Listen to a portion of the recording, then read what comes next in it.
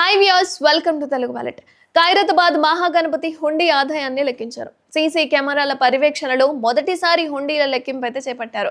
మంగళవారం ఉదయం 7 గంటలకు ఖైరతాబాద్ గణేశుడి శోభయాత్ర ప్రారంభం జరిగింది. అయితే హైదరాబాద్ లో గణేష్ నిమజ్జనాల దృష్ట్యా మెట్రో రైల్ సమయం కూడా పొడిగించారు. హైదరాబాద్ లోని ఖైరతాబాద్ మహాగణపతి హుండీ ఆదాయం సుమారు 70 లక్షలు వచ్చిందట. హోర్డింగ్లు, ఇతర సంస్థల ప్రకటనల రూపంలో 40 లక్షలు వచ్చాయి.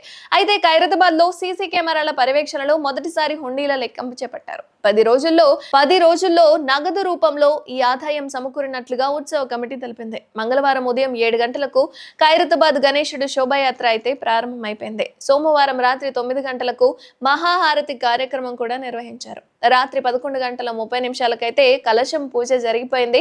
అయితే ఆ గణేశుడిని అయితే నైట్ 12 గంటల తర్వాతే ఆ టస్కర్ మీదకి ఎక్కించారనమాట.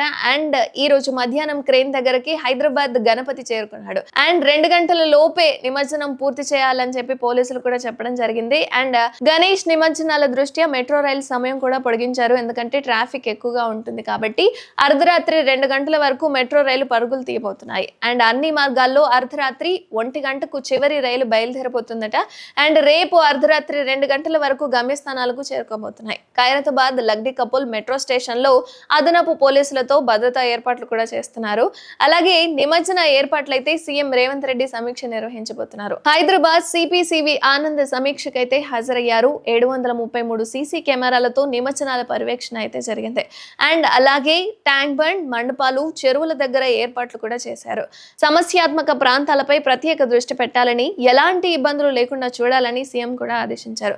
రేపు హైదరాబాద్ లో ట్రాఫిక్ ఆంక్షలు ఉండబోతున్నాయి కాబట్టి మొత్తం 64 చోట్ల ట్రాఫిక్ డైవర్షన్స్ అయితే ఉంటాయని పోలీసులు కూడా చెప్పారు.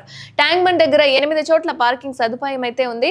అలాగే రేపు ఉదయం 6 గంటల నుంచి ఎల్లుండి ఉదయం 8 గంటల వరకు ఆంక్షలు అమల్లో ఉండబోతున్నాయి. 2 గంటల్లోనే ఖైరతాబాద్ గణేశుడి నిమజ్జనం ఉంటుంది కాబట్టి సిటీలోని భారీ వాహనాలకైతే పర్మిషన్ లేదని ట్రాఫిక్ పోలీసులు స్పష్టం చేశారు. సో ఎక్కడికి వెళ్ళినా సరే ట్రాఫిక్ ని దృష్టిలో పెట్టుకుని బయలుదేరితే చాలా మంచిది.